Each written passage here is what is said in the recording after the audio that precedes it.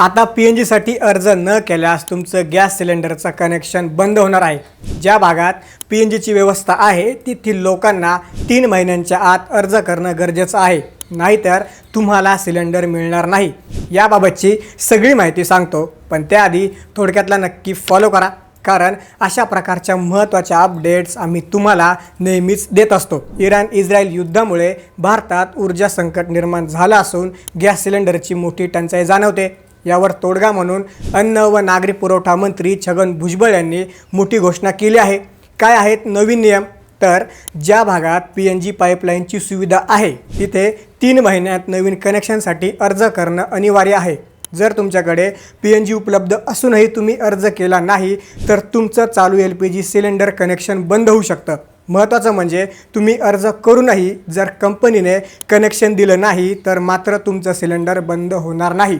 अर्ज कुठे करायचा? तर तुम्ही थेट संबंधित गॅस कंपनीकडे किंवा जिल्हा पुरवठा अधिकाऱ्यांकडे अर्ज करू शकता। सरकारने यासाठी अटीही शिथिल केल्या आहेत, त्यामुळं उशीर करू नका, आजच अर्ज करा। याबद्दल तुम्हाला काय वाटतं आम्हाला कमेंट्समध्ये नक्की सांगा। अशाच अपडेट्ससाठी थोडक्यातला नक्की फॉलो करा। बातमी म्हणजे थोडक्यात।